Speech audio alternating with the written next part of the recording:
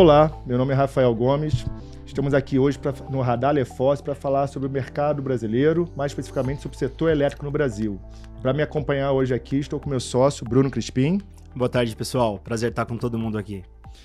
E duas convidadas mais do que especiais da F7 Consultoria em Energia, a doutora Fabíola Sena e a Cristiane Araújo. Como elas são muito gentis, permitiram que eu fizesse apenas um pequeno resumo do currículo delas, porque senão a gente tomaria aqui os 20 minutos de Radar LeForce. A Fabíola Sena, ela é CEO e fundadora da F7, mais de 30 anos de experiência e especialização no setor elétrico brasileiro. A Cristiane Araújo é especialista no setor de energia com mais de 15 anos também. E nesse episódio aqui, especificamente, nós vamos tratar do ambiente regulatório no setor de energia, seus desafios, oportunidades, falar sobre segurança jurídica e também sobre o ambiente tarifário. Pontos pouco desafiadores no nosso setor brasileiro. E agora, para a gente esquentar os motores, vamos começar a falar um pouquinho aqui com as nossas convidadas da F7. Bom, Fabi, Cris, vamos começar falando então aqui sobre o atual momento da regulação do setor de energia brasileiro. Como é que vocês estão vendo hoje? A gente teve um momento de tanto otimismo com o PL 414, que foi proveniente de uma consulta pública lá de 2015, a CP 33. Tivemos aqui uma proposta legislativa que veio com um modelo muito completo, falando sobre lastro energia, abertura de mercado, o negócio da distribuidora, e de repente a gente tem um momento aqui que a gente não sabe se a regulação vai vir para o decreto, vai vir por medida provisória, tem propostas de todos os lados, renovação das concessões bem à nossa frente. Ontem a gente teve uma visão aí do Ministério de 20 condicionantes para a renovação das concessões. E a gente queria escutar um pouquinho de vocês, que estão à frente aí de questões super latentes no setor de energia. A gente está vendo vocês aí todos os dias em deals super interessantes. Como é que está a visão de vocês sobre esse setor de energia? Como é que a gente está vivendo esse atual momento? É otimismo? É pessimismo? Cuidado? Como é que vocês enxergam agora? Rafa, Bruno, obrigada pela oportunidade. Vai ser um prazer aqui a gente falar sobre as nossas ideias, o que a gente tem pensado sobre esses temas. Gostaria de responder aqui essa pergunta no contexto da tomada de decisão pelo investidor. Então, a gente assessora muitos investidores aqui, né? O investidor, basicamente, ele quer ver aquele do risco e retorno. No final das contas, é isso, né? O retorno, às vezes, é mais fácil de você encontrar o número, o risco às vezes tem alguns intangíveis que são um pouco mais complexos. Então, aonde entra tudo que você falou desse contexto, quando a gente fala de risco? Basicamente, os riscos que a gente considera aqui com uma menor margem de manobra, menor margem para você controlar e mitigar, é justamente o risco que você acabou de falar, risco legal, risco de insegurança jurídica, risco regulatório, né? São riscos que têm muito difícil controle por parte do investidor, ele tem baixa interferência, né? Então, assim, na nossa percepção, esse cenário atual que você acabou de falar, ele traz mais potencial insegurança jurídica e risco regulatório para o ambiente, justamente por essa falta de alinhamento dentro das instituições, né? Você realmente não tem uma coordenação, você realmente perde assim de onde vai vir, né? Vai vir por decreto, vai vir por medida provisória, vai vir por uma regra, um procedimento da CCE, né? Ou um procedimento de rede do ONS. Então, assim, na nossa visão, o que o setor elétrico precisa realmente é uma gestão institucional que seja o mais técnica possível, porque, sim, é um setor que tem muitos elementos técnicos. E, infelizmente, a gente não percebe que está indo para esse lado, tá? Agora, o que eu queria ressaltar isso não significa que os investidores vão deixar de investir. Então, assim, renovação das concessões, né, vários elementos aí que a gente vai, acho que, falar aqui sobre, enfim, comercialização varejista, autoprodução, enfim, vários modelos de negócio e nos diversos segmentos que a gente tem, os investidores vão continuar a investir. Aí é que fecha o duo com o retorno. A questão é que o retorno exigido para as operações no mercado de energia vai ser mais elevado, né? Então, como esse risco percebido é maior, ainda que intangível, né, você vai naturalmente colocar ali um spread, um prêmio de risco maior, e isso acaba aumentando preços, aumentando RAPs, aumentando, né? Enfim, preços que você paga lá no valuation, quando você está avaliando uma determinada empresa, isso vai interferir esses retornos, esses preços, e isso em todos os segmentos. Então, é basicamente esse o cenário que a gente enxerga, como que isso se reflete nos números. Perfeito, muito obrigado, Fabi. Sempre um prazer aprender com você. E basicamente o que você traz para a gente é segurança jurídica igual a preço para o consumidor. Então não adianta a gente imaginar que com insegurança jurídica, todas as semanas com essa incerteza em relação ao que vai acontecer, que o consumidor está sendo protegido. Não adianta todas as semanas nos jornais estar escrito de que o consumidor vai reduzir a tarifa. Todas as semanas a gente dizer que o consumidor vai ter uma situação melhor, porque o empreendedor vai enxergar isso como um risco e vai ter um spread no preço.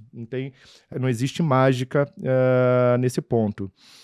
Bom, gente, partindo aqui agora, então, para a nossa segunda pergunta, e já fazendo um gancho aqui com essa questão de segurança e tudo mais, eu vou querer escutar vocês, depois também vou querer escutar o Bruno, sobre a questão da abertura do mercado. Como é que a F7 tem enxergado a abertura do mercado hoje? Vocês enxergam que o mercado está maduro para poder aprofundar nessas discussões? A gente tem um arcabouço, a gente tem uma regulação hoje adequada, a gente tinha aí o PL 414 tratando sobre a abertura do mercado, uma consulta pública falando de 2026 e 2028, tivemos a abertura aqui da alta tensão já em 24. Como é que vocês enxergam um cenário de abertura do mercado, que eu acho que tem sido a pergunta campeã de audiência, quando a gente fala aqui com nossos consumidores off-takers, ou seja, o consumidor de energia, a indústria, o varejo, o principal destinatário da energia no Brasil? Bom, Rafa, Bruno, obrigada pelo convite, é um prazer estar aqui com vocês. Bom, antes de mais nada, a F7 considera a abertura de mercado inexorável, né? É um caminho aí sem volta. A gente pode analisar essa maturidade que você falou, Rafa, sobre 2 ângulos, né? O de mercado e o regulatório. No ângulo de mercado, na dúvida, essa maturidade. A gente vê os números aí crescentes, multiplicando aí de agentes varejistas, né? Inclusive os próprios consumidores que fizeram essa migração, e também do lado do varejista e os produtos que é oferecido no mercado, serviços. Então, acho que a gente tem uma condição bem madura.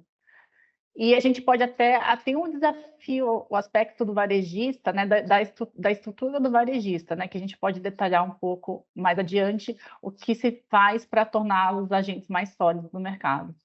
Mas a gente entende aqui que tem uma agenda regulatória que deve ser seguida para que essa abertura de mercado não gere desequilíbrio estrutural no setor. Uma das coisas mais importantes aí que deve ser endereçada é a sobrecontratação das distribuidoras, né? A gente pode, se isso não for endereçado de um jeito sustentável, pode levar aí a espiral, a gente brinca aqui, né? A espiral da morte para as tarifas dos consumidores. Porque o consumidor que fica no regulado, né, que permanece no regulado, ele vai assumir esse custo maior. Perfeito, Cris. Esse ponto que você trouxe é super importante. Ou seja, o setor elétrico, a gente sabe que ele é todo estruturado de uma maneira que você não pode tratar um problema e esquecer os outros e achar que as soluções são pontuais. Então, a gente trata da abertura do mercado e não cuida do negócio da distribuidora. A distribuidora vai ser o bicho-papão. Ela não quer a abertura? Não. É porque hoje já tem um business de revenda de energia também. Ela é prestadora de serviço e revenda de energia. Se ela revende energia e vai renovar uma concessão agora por 35 anos, como é que ela vai renovar uma concessão sem saber quem vai ser o mercado consumidor? E aí a gente começa a pensar aqui como é que isso vai acontecer. Tem que ser concatenado, não se pode resolver as questões de maneira separada. E aí, Bruno, eu queria também escutar a sua opinião. A gente tem visto muito nossos clientes falando de contratos para essa abertura do mercado. Hoje não tem a regulação, não se sabe como vai ser. A gente escuta alguns dias atrás uma entrevista que não, vai ter uma reserva de mercado para a distribuidora, sem saber quem vai ser o grupo, como é que vai ser a abertura, se vai ser um varejo residencial, se vai ser um varejo limitado. Como é que a gente consegue, qual é a perspectiva que a gente tem, quais são as preocupações que hoje o comercializador tem que ter na hora de elaborar seus contratos e pensar nesse produto para o varejo? Perfeito, Rafa. Eu acho que, fazendo coro aqui do que a Cris falou, a abertura do mercado é um caminho sem volta, não tem... Ainda que você possa ter movimentos políticos e pensamentos políticos diferentes sobre a possibilidade de uma abertura de mercado ou não, acho que é um dado, ela vai acontecer, já está acontecendo de alguma maneira, né? Alguns até já se anteciparam a esse movimento. Mas, por outro lado, eu acho assim, do ponto de vista de se o mercado está maduro ou não, eu acho que no Brasil, infelizmente, a gente sempre tem uma perspectiva de entre fazer e fazer bem, a gente decide fazer, né? Então, eu acho que talvez o ideal seria que a gente pudesse aqui ter um trabalho muito parecido com aquele, ou uma continuidade do trabalho com o que aconteceu no PL em 44, que essas preocupações de tratamento de contrato legado, todas essas discussões, separação de laço e energia, já estavam ali adequadamente endereçadas, tinham sido discutidas pela sociedade. Então, acho que existe um processo maduro, digamos, para a tomada de decisão, que a gente, infelizmente, aí voltando um pouco no primeiro ponto da insegurança jurídica, a gente não sabe se é esse processo que de fato vai ser levado adiante novamente. Então, embora eu acho que seja um caminho sem volta, ainda alguns cuidados são necessários ainda nesse processo de abertura de mercado. Por outro lado, assim, do ponto de vista do drive do comercializador varejista, né, o que ele deveria estar preocupado com isso, eu acho que aqui vai ter uma fase muito diferente no mercado de energia, porque hoje a gente está acostumado com grandes comercializadores, com grandes consumidores também. À medida em que você faz essa modificação, né, em que o seu off-taker passa a ser pequenos consumidores, na perspectiva jurídica, você também tem uma alteração bastante grande, porque esses consumidores, assim, hoje você discute, por exemplo, com um grande consumidor um PPA numa arbitragem. No limite, você vai para uma ação judicial, porque hoje a Convenção de Comercialização autoriza, mas como vai ser, como o comercializador vai lidar com o consumidor no PROCON? Como que o comercializador vai lidar com o consumidor no juizado de pequenas causas? Dizendo para ele, olha, não desligue aqui, eu vou continuar pendurado em você na CCE. Então, acho que tem uma fase aqui, uma mudança grande de drive na perspectiva jurídica. A regulação, infelizmente, é a Resolução 1011, que ainda não traz todos os regramentos para uma possível abertura total do mercado. Ainda é uma estrutura ligeiramente engessada, tem um contrato padrão lá que, teoricamente, você tem que seguir, mas a gente sabe que documentos acessórios são possíveis de serem feitos e estão sendo feitos pelo mercado. Então, eu acho que assim, é um dado, é um fato, vai acontecer. Eu acho que talvez tenha um processo aí de amadurecimento do ponto de vista do comercializador para ele entender que, de fato, a abertura do mercado vai trazer para ele uma responsabilidade muito maior e numa perspectiva jurídica em que ele vai ser visto numa relação de hipossuficiência com a contraparte. Então, a rigor, ele vai tomar muito mais risco do que efetivamente ele toma hoje. Perfeito, Bruno. Fabi e Cris, vocês não têm o celeuma de ter que explicar sobre PLD, PGDA, MCP para o magistrado. E às vezes é o magistrado que está numa vara federal que cura de grandes casos bilionários, mas quando ele tem que entender em 5 minutos sobre o setor elétrico, ele já fica olhando para a gente sem saber aqui o que é doce, salgado, amargo, ele não sabe o que a gente está falando, aquele bando de sigla. Imagina um juizado especial cível, que é um juiz que geralmente está acostumado a tratar de uma questão de locação, uma questão de um defeito de produto comprado ali numa loja do varejo, e de repente aparece uma questão de fornecimento de energia elétrica, com um nome que não são os nomes de uma concessionária que ele conhece. Então imagina qual a dificuldade que a gente vai ter. Vai ser uma adaptação também conjuntural aqui fora do setor elétrico para a gente poder mitigar esses riscos. Super interessante. Bom, gente, falamos um pouquinho aqui de abertura de mercado, e quando a gente fala de abertura de mercado, varejo, a gente não tem como esquecer a nossa querida geração distribuída. E aí a gente tem escutado muito dos nossos clientes aqui de geração distribuída, os empreendedores, que o varejista, o abertura do mercado tem trazido, ou eles veem isso como uma oportunidade. Como é que a F7 enxerga esse movimento? Vocês veem que realmente é uma oportunidade essa abertura, o varejista para o empreendedor de GD ou para a geração distribuída, ou vocês enxergam que tem algum outro caminho a ser seguido? Então, Rafa, aqui a gente entende que pode parecer a evolução dos empreendedores hoje de GD irem para o mercado mais varejista, né? O mercado livre não é simples, né? Operar com a GD e no mercado cativo, né, no mercado regulado, é uma relação que os empreendedores têm com a distribuidora, seu cliente. Já no mercado livre, ele vai ter uma série de obrigações, responsabilidades que a gente sabe aqui muito bem que não é nada trivial, né? Sobretudo com relação às obrigações com a CCE.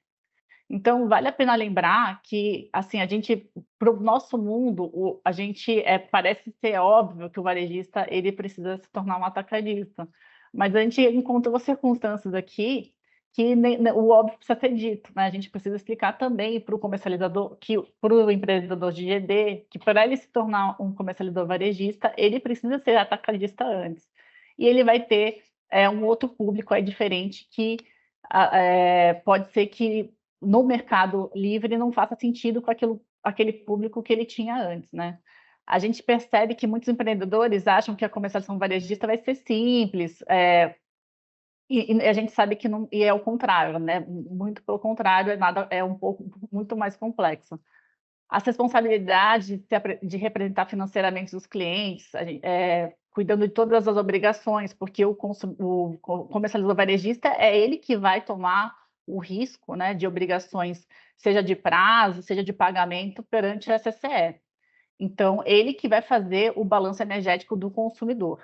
Então, a gente hoje tem uma robustez na comercialização varejista, que agora foi implementada mais recentemente, né? A gente, em abril, começou a valer um novo patrimônio líquido, antes era um patrimônio de 6 milhões, aproximadamente 6,4, agora já é um patrimônio de 10,6, limites operacionais de 1,6 milhão, e outras garantias financeiras que aquele empreendedor de GD não necessariamente está preparado. E fora a questão de gestão de clientes, a própria inteligência de mercado, que envolve aí rotinas operacionais, seja junto à CCE, enfim. E a gente já percebeu que é importante esclarecer essa diferença entre os modelos de negócio de GD e comercialização de energia, né? O empreendedor de VD pode até se tornar um varejista, mas não, a gente tem que ressaltar aqui que não é um negócio simples, né? É um negócio que requer conhecimento e muito capital. Perfeito, Cris. Você falou uma coisa muito interessante. Às vezes o óbvio precisa ser dito, né? Como diria Nelson Rodrigues, o óbvio ululante. Às vezes necessita, a gente vê que o mercado ele tem sido abocanhado, tem sido acessado por muita gente de fora do setor elétrico, que às vezes não entende a complexidade. E por entender a complexidade, acha que ser um varejista, não, eu vou lidar, eu já cuido de varejo em outra área, então eu vou cuidar de varejo. Não, o setor elétrico é totalmente diferente. Você é um varejo dentro de um ambiente totalmente regulado, tendo que lidar com a CCE, tendo que ter todas as responsabilidades regulatórias que às vezes quem está fora do ACL, do ambiente livre, desconhece. Muito legal essa visão. Bom, gente, falando então aqui de mudança regulatória, de segurança jurídica, eu acho que outro ponto aqui que vocês também estão super sempre no holofote do mercado, que é a autoprodução, não só com a parte dos DIUs, mas também os cursos muito bons que vocês lideram. A autoprodução é alguma coisa que aqui no escritório nos preocupa muito. A gente já está com 2,3 gigas de projetos estruturados aqui, só que quase todas as semanas a gente escuta alguma entrevista vindo do Ministério dizendo que vai acabar a autoprodução, como se a autoprodução fosse o problema maior da tarifa no Brasil. E isso causa algum tipo de preocupação parte dos investidores, dos consumidores, de todo mundo que atua nesse setor. Por quê? A gente sabe que a indústria no Brasil, infelizmente, é o ramo da economia que mais anda de lado. Infelizmente, nos últimos anos começou a retroceder. E o que tem salvado essa indústria é a oportunidade de fazer autoprodução. Inclusive, os PPAs de autoprodução têm sido majoritariamente acessadas pela indústria. Então, pensando aqui no futuro desse tipo de projeto, como é que vocês da F7 têm tanta visibilidade, vocês têm aí uma capilaridade no mercado e conhecem os agentes como ninguém, como é que vocês estão vendo as perspectivas para a autoprodução no Brasil? Bem, Rafa, acho que não há dúvida que a autoprodução é um modelo de negócio, né, em todos os seus tipos, né, você tem aí várias formas de você estruturar, extremamente atrativo para esses consumidores, sobretudo esses industriais que você mencionou, né. A gente percebeu aí um risco recente de minar um pouco essa atratividade, né, em função de possíveis acabar aí a isenção ou não pagamento de alguns encargos. A gente sabe que existem ali, grosso modo, 4, né? E no futuro 5 encargos que não são pagos, são isentos, há isenções, né? Por quem estrutura uma autoprodução, e evidentemente que esse é o coração, né, do modelo econômico-financeiro quando você está avaliando um projeto de autoprodução, né? É ali que realmente reside o benefício. Mas a gente vê que, ainda assim, hoje, mesmo com esse contexto de algum risco, né, esses projetos estão saindo do papel. Eu diria até que existe uma certa janela de oportunidade, porque, como você falou, a gente não sabe muito bem aí se nos próximos meses, enfim, isso pode modificar. Então, a gente vê que esses projetos, eles precisam utilizar essa janela, que é essa janela que a gente está vendo agora, tá?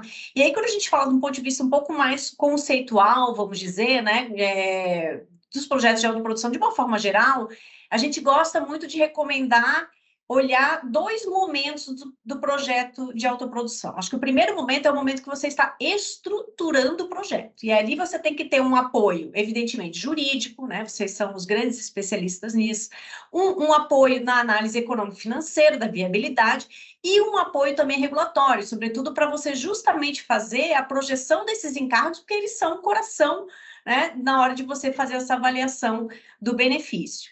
O segundo momento que você precisa também cuidar desse projeto é quando ele está vivendo, quando ele está operando, porque você precisa monitorar esse cenário, né, de todas as regras, procedimentos, leis, decretos, tudo isso, né, que pode vir a afetar, desde um pequeno detalhe lá na regra do AGP, né, da alocação da geração própria lá na CCE, até uma lei ou um decreto. Então, assim, aqui entra um pouco aquele que a gente já falou, né, sobre a insegurança jurídica, sobre o risco regulatório.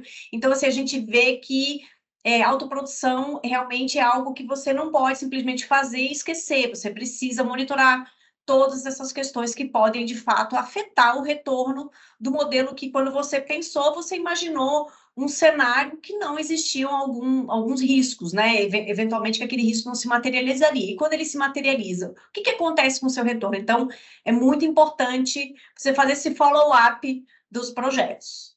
Perfeito, Fabi. Muito obrigado. Excelente visão. E agora eu queria falar um pouquinho com vocês sobre hidrogênio verde. Hidrogênio verde, a gente vê, acho que dia sim, outro sim também, no Valor Econômico, em todas as mídias, sobre a importância, como é que o mundo está se preparando, como é que o Brasil é o país do futuro do hidrogênio verde, né? Só que a gente não quer ser o país do futuro, a gente quer ser o país do presente, a gente quer ser o país do hidrogênio verde. A gente sabe como é que isso pode mudar, não só trazer a demanda que a gente necessita para a expansão da geração, a gente pode trazer questão realmente da transição energética, não olhando só para o setor elétrico, mas o setor energético como um todo. Então, eu queria saber um pouquinho de vocês, qual é a visão da F7 em relação ao futuro do hidrogênio, como é que está a visão do hidrogênio para a economia brasileira e qual o prejuízo de uma falta de regulação clara que existe hoje traz para a implementação do hidrogênio no mercado brasileiro? Rafa, acho que você mencionou exatamente o ponto crítico, né? O que falta hoje no Brasil é estruturar esse tão falado, tão famoso marco legal do hidrogênio, que vai estabelecer essas regras de forma mais clara para os investidores. Então, assim, quando a gente fala em marco legal, o principal aspecto que os investidores esperam dentro desse marco legal são justamente os incentivos, né? E a palavra incentivo aqui, ela não deixa de ser um eufemismo para subsídio, né? Então, assim, precisamos falar de subsídios, né? E os subsídios, assim, não tem problema a gente falar, pessoal, não, mas é uma palavra feia. Não, o subsídio é algo que você precisa para estimular alguns tipos de indústria em alguns momentos críticos ou momentos, principalmente quando está nascente uma determinada tecnologia, né? Então, é normal isso. E aí, assim, a gente precisa estudar um pouco de subsídios, né? Assim, como que você estrutura um subsídio? Então, por exemplo, existem subsídios tributários, subsídios que são do ponto de vista financeiro, subsídios do ponto de vista creditício. Então, existem categorias, existe uma ciência por trás disso, né? Quando a gente fala em subsídio tributário, por exemplo, no caso de uma ZPE ou uma Zona Franca de Manaus, por exemplo, né? Você tem ali um subsídio tributário. Você pode ter um subsídio financeiro, que é dinheiro mesmo, que é o caso, por exemplo, da CDE. A CDE para o setor elétrico, ela é um subsídio financeiro. Você pode ter subsídio creditício, por exemplo, no caso do BNB, BNDES, né, que podem dar aí acesso a linhas de crédito competitivas para os investidores. Então, assim, o que é importante deixar claro na nossa visão é que qualquer que seja a modalidade de incentivo, creditício, financeiro ou tributário, tudo que for dado a essa economia do hidrogênio de baixo carbono, um dos cuidados é que esse subsídio, esse incentivo, ele tenha um prazo bem definido. Idealmente com uma data ou gatilho para o seu fim. E aqui na F7, a gente entende que, claro, existem prejuízos com essa indefinição que você comentou, porque o Brasil acaba perdendo ali o assento na primeira fila, né, dos principais produtores de hidrogênio de baixo carbono. Mas também fazer um marco legal atabalhoado não nos parece uma boa estratégia, tá? E o que a gente tem lido aí nos PLs, né, que vem PL de tudo quanto é lado, né, de hidrogênio, a gente tinha 3, já nem sei se são 3 ou são mais, a gente fez até um artigo analisando os 3 que estavam aí enfim, falados aí no mercado, né? Então, assim, o que a gente tem visto dentro desses PLs preocupa a gente, tá? Então, de novo, fazer regulação movida puramente por lobbies, por aspectos emocionais, sem racionalidade, né? Sem questões, levar as questões do ponto de vista técnico é uma coisa que preocupa a gente. E também, Fabi, pegando o gancho aí, né? A gente, quando a gente fala de subsídios, a gente sabe que por trás existe uma política pública, né? Então, a gente também acha importante ter uma divulgação de impactos e resultados decorrentes dessa política pública, a mitigação para resolver o que a gente incrementa, aí, por exemplo, que a Fabi falou, de uma nova tecnologia, um novo produto. E o que pretende se alcançar com esse incentivo, né? A gente entende que a gente precisa ter uma divulgação de impactos, resultados e indicadores para a sociedade, né? Que no final das contas vai subsidiar esse seja ora como contribuinte, ora como consumidor. E também saber o órgão que vai monitorar e avaliar a maturidade dessa política pública. Achei super interessante a fala de vocês e, sobretudo, a fala da Fabi aqui, que eu acho que é um ponto bastante relevante, que acho que o primeiro ponto o subsídio, hoje a gente tem, o subsídio parece que virou um palavrão no setor elétrico, né? E ele não deveria ser encarado dessa forma. Até assim, a gente vê o Brasil aí como protagonista de uma matriz verde e de fontes renováveis e tudo mais, mas a gente não pode esquecer que talvez não fosse lá Proinfa, não fosse o próprio subsídio de desconto no fio que foi trazido para fomentar na oportunidade a fonte eólica. Será que a gente teria hoje, né, a quantidade de projetos que a gente tem? Então, assim, acho que esse ponto é super relevante, né, de ter, de fato, uma definição adequada sobre o subsídio. E o ponto mais importante, Fabi, eu acho que, aqui falando especificamente como advogado, talvez assim, a ideia de que o subsídio ele tem que nascer a termo, ele tem que nascer com uma data para terminar, né? Com um futuro já certo ali, com uma data prevista, porque senão você acaba criando problemas, como, por exemplo, o que aconteceu, né? Então, assim, 14.120 vem, cria um regime de transição, aí dentro desse regime de transição você tem uma série de problemas que fazem com que o regulador venha, crie uma resolução com mecanismo de anistia e de regularização. Ao mesmo tempo, agora você tem uma outra medida provisória 1212, dando uma prorrogação para a fruição desses subsídios. Então, acho que, primeiro, não, digamos, achar que o subsídio é uma coisa errada e um palavrão, ter sim os estudos adequados, como a Cris falou, mas ao mesmo tempo fazer com que ele nasça já com uma data definida, porque isso é importante até numa perspectiva jurídica, de segurança, de você saber exatamente em que momento aquilo vai acabar, se aproveitar daquele regime em algum momento. Então, acho que é chegado o momento, de fato, assim, de pensar na criação de um subsídio no setor elétrico, que, na minha opinião, teve um papel bastante relevante e foi exitoso, de alguma maneira, em pensar nele agora, digamos, um aprimoramento, caso a gente venha a fazer isso para o hidrogênio, por exemplo. Acho que essa foi a resposta que mais me deixou feliz hoje no nosso radar Lefosse, porque em uma aula que eu dei poucas semanas atrás, eu quase apanhei quando eu falei da questão do incentivo subsídio para o hidrogênio. Porque as pessoas confundem o fato da tarifa hoje do Brasil estar realmente já num gargalo, num limite de valor, e está com muitos subsídios, mas o fato de que, será que esse subsídio já não chegou a hora deles terem acabado? Será que esses subsídios realmente já não serviram ao propósito que eles foram criados? E aí vem tudo a ver com o que vocês falaram. Na minha visão, tem duas coisas certas na vida, que é a morte e o fim do subsídio. Só que no Brasil, não. O subsídio, ele reencarna, ele tem uma nova oportunidade, ele vai se eternizando. E aí, quando você tem uma nova fonte importante, que a gente tem uma chance de ser protagonista no mundo, tem uma chance de ter um desenvolvimento e liderar numa fonte tão importante, a gente vai deixar de fazer isso com o quê? Com medo do subsídio. Mas por quê? Porque ele foi utilizado errado ou não pelo prazo adequado. A gente tem que lembrar, o Brasil, a gente teve pró-álcool, a gente teve pró-infra, a gente teve energia de reserva, a gente teve desconto na TUSD, e não adianta, você não consegue internalizar a cadeia produtiva, você não consegue fazer um desenvolvimento de uma nova tecnologia, se ela simplesmente nascer e tiver competir desde o berço com outras já com grau de maturação muito elevado. Então, obrigado. Eu apanhei lá, falei assim, cara, será que só eu que penso que realmente você não tem como botar o hidrogênio no Brasil sem ter algum tipo de incentivo, mas fiquei super feliz com a resposta de vocês. Gente, vamos falar agora então aqui de transacional, que a gente está falando aqui de hidrogênio, novos investimentos, vamos falar aqui da parte de M&A. A gente sabe que os M&As no setor elétrico, ao contrário de outros setores da economia, ele é quase que uma coluna flat, né? Ele tem aqui, faz parte do economics do setor, ter troca de ativos, as empresas mudam muito seu portfólio, é uma forma de fazer caixa no setor elétrico. Então, eu queria saber de vocês, como é que vocês na F7, vocês assessoram tantas empresas, fazem tanta parte transacional, como é que vocês veem hoje os desafios, como é que vocês estão vendo hoje, alguém que está fazendo M&A no Brasil, o que ele deve prestar atenção, quais são os cuidados que ele devem ter? Hoje a gente vê três grandes grupos, na verdade, né? Pontos de atenção que a gente precisa ter um cuidado para a realização desse M&A. Um aspecto associado ao risco regulatório de ativos não operacionais, por exemplo, como você falou, Rafa, a questão do desconto, hoje está uma discussão, um imbróglio aí regulatório, que outorga que vai se manter o desconto, qual outorga que não vai.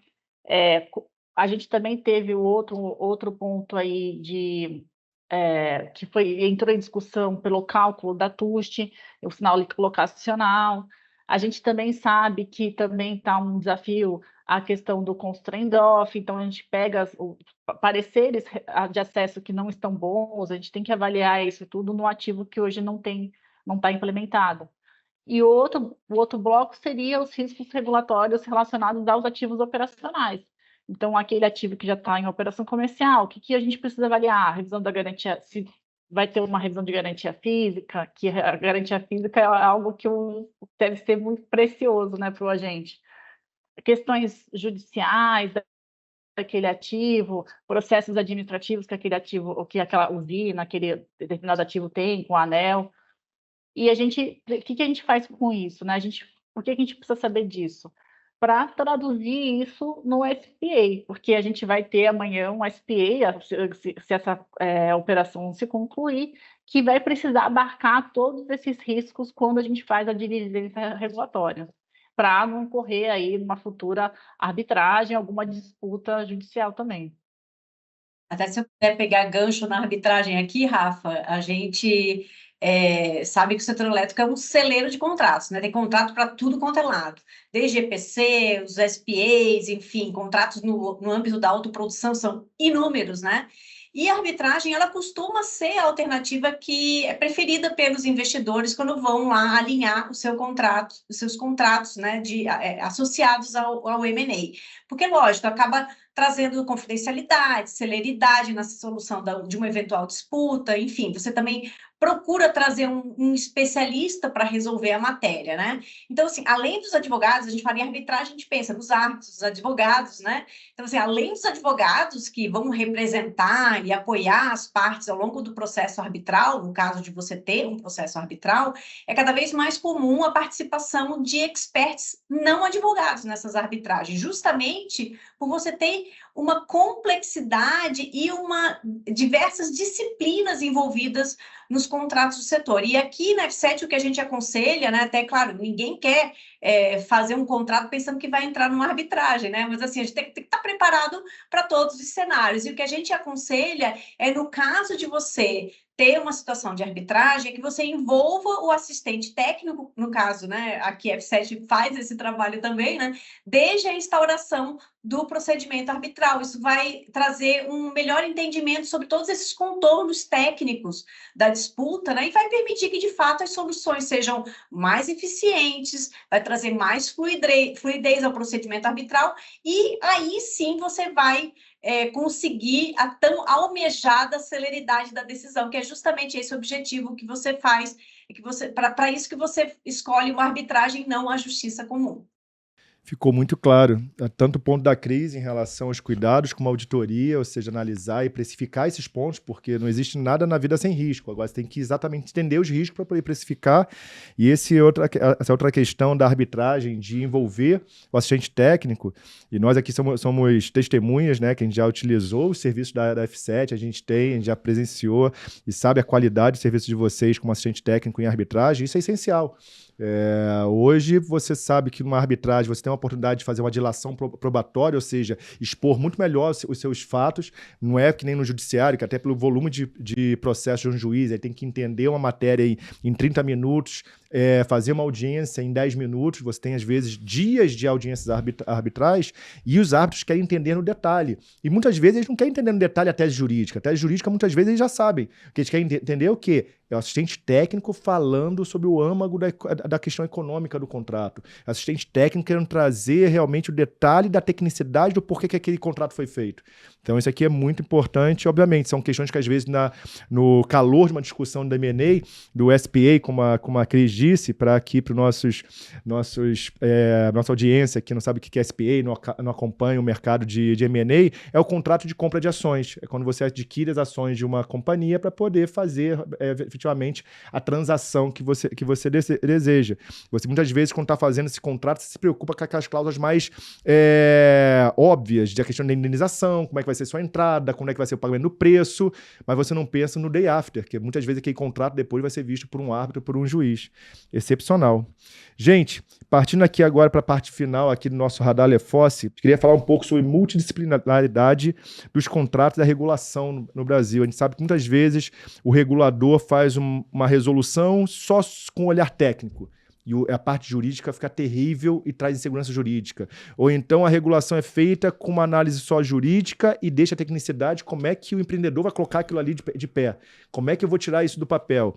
E aí eu queria saber qual é a visão da F7, como é que essa multidisciplinaridade contribui para a efetividade da regulação no setor elétrico e qual as dificuldades que a gente tem realmente de unir essas diversas dimensões.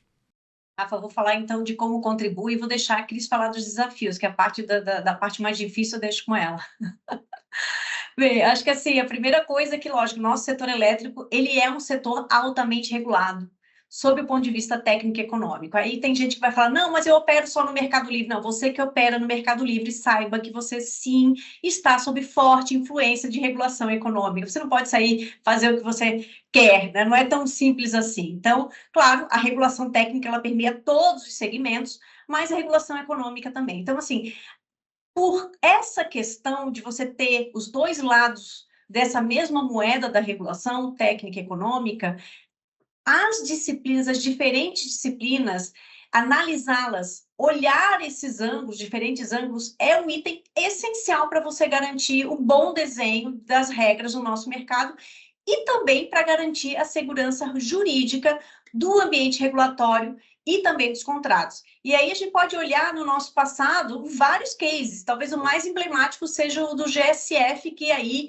demorou anos, né? Aí foram talvez quase 10 anos aí que a gente levou desde o problema identificado, né, até a gente conseguir consertá-lo. Então, assim, na nossa visão, você não tem boas regras se elas não forem construídas olhando os ângulos técnico, econômico, jurídico e, mais recentemente agora, ambiental e social. Então, assim, eram temas que eu acho que não eram tão colocados na pauta, acho que agora com todos os nossos eventos climáticos extremos, acho que isso também está evidente, né, que são ângulos que precisam ser considerados.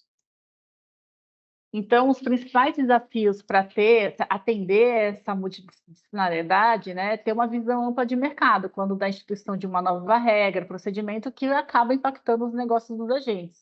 É primordial ter uma discussão com os agentes de mercado, como é feito em audiências, consultas públicas, as próprias tomadas de subsídios, né? Isso tende a minimizar os efeitos aí indesejados na regulação.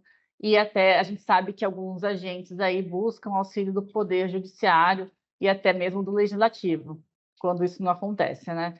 E aí fica para a ANEEL essa missão aí de tornar suas decisões aí equilibradas e que ali com os interesses aí dos diversos segmentos setoriais. E é uma coisa, inclusive, que está na sua própria missão. Perfeito. Cris, Fabi, vocês trouxeram uma questão muito interessante da regulação multidisciplinar. E trazer o aspecto econômico, o aspecto regulatório, o aspecto técnico e o aspecto social, ambiental também. Muito interessante isso. E aí, Bruno, surgiu aqui agora um gancho para a gente falar dos contratos. Por quê? Porque os contratos também a gente tem que entender, a gente tem uma visão aqui no Leforce muito clara disso, de que o contrato é um ambiente vivo. É um órgão vivo. Não adianta você olhar um contrato e achar que ali é só uma matéria regulatória. Aquilo ali tem regulatório, tem um tributário ali dentro, tem um comercial e tem que olhar a parte técnica, tem que olhar como um todo. O que você acha que são os cuidados que a gente deve ter na elaboração de um contrato, que os clientes devem estar atentos a isso? A gente vê muito cliente, a frase mais antiga do setor elétrico, né, Fabi? Nós dois estamos aqui, estamos há mais tempo no setor. Não se preocupa não. Contratinho na CL, não precisa revisar não, que é padrão. Essa é a frase que a gente mais escuta. E aí, quando vai para arbitragem, o cara pega o contrato e fala assim, nossa, eu não sabia nem que tinha isso no contrato. Então, Bruno, queria que você escutar um pouquinho você sobre essa questão da regulação multidisciplinar, como é que isso se aplica nos contratos também no ambiente livre. Super interessante, Rafa. Acho que Cris e Fabi trouxeram um ponto super relevante aqui, que é a ANEEL constrói a regulação, né? Tem toda uma legislação, e aí no âmbito do setor elétrico uma legislação federal. Você tem legislação tributária envolvida e no final, como você bem falou, assim, o contrato é um organismo vivo, é aquele contrato que vai regular a relação entre as partes à luz daquilo que a legislação traz naquele determinado momento e aquilo que a regulação traz naquele momento. Então é curioso, assim, nessa parte da multidisciplinariedade do setor elétrico, não é uma palavra difícil, mas aqui é curioso, quando a gente vai entrevistar estagiários aqui no escritório, né, eles perguntam, pô, mas o que é ser um advogado de energia, né? Minha família até hoje não sabe o que é ser um advogado de energia elétrica.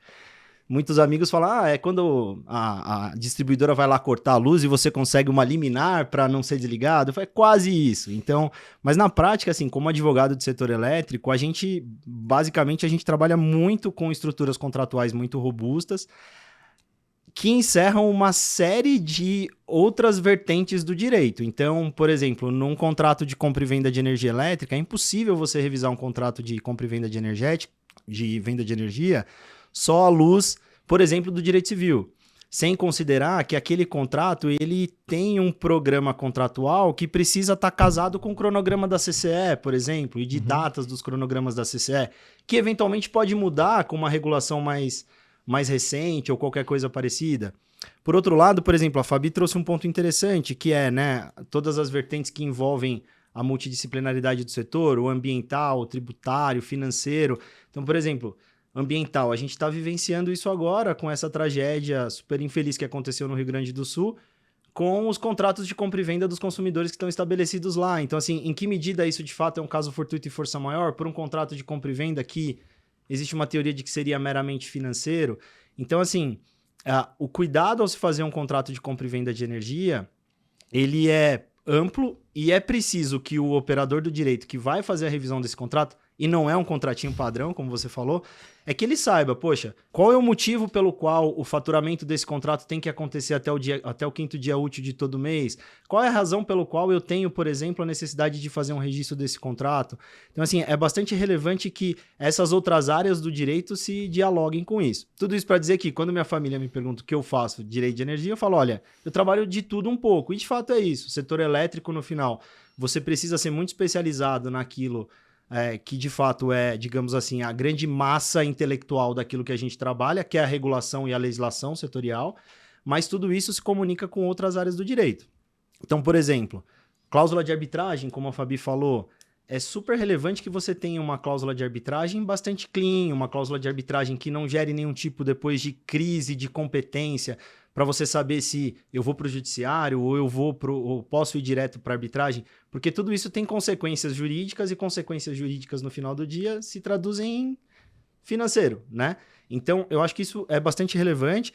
Então, por exemplo, num projeto de autoprodução, a gente já viu cada coisa absurda. Então, por exemplo, o PPA tinha uma cláusula de arbitragem, os outros contratos, outras câmaras arbitrais, questões que parecem singelas, mas que não são. Então, no final do dia, um contrato de compra e venda bem revisado, ele precisa ter um advogado que, de fato, conheça das nuances do setor elétrico, conheça da regulação do setor elétrico, para que você consiga, digamos, colocar e inserir nele todas essas vertentes e todas essas outras áreas que fazem com que o direito de energia seja uma área multidisciplinar de fato.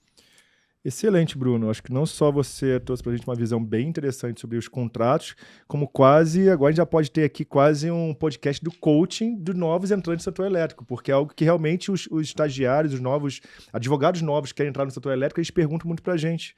o que eu vou ver no dia a dia do setor elétrico? Eu acho que sua resposta foi super completa e dá um exemplo prático de realmente o desafio que a gente tem aqui todos os dias. Bom, gente, e com isso a gente termina o nosso Radar Lefossi de hoje, que era sobre ambiente regulatório, e que a gente acabou falando aqui sobre hidrogênio, sobre M&A, trouxemos um pouco de experiência aqui em relação a subsídios, sobre questão de contratos no setor de energia elétrica. Queria agradecer muito ao Bruno pela participação, agradecer enormemente e pela gentileza da Fabi e da Cris e todo o time da F7 por ter aceito o nosso convite, participado, agradecer a nossa audiência e aguardamos vocês no próximo Radar Lefossi.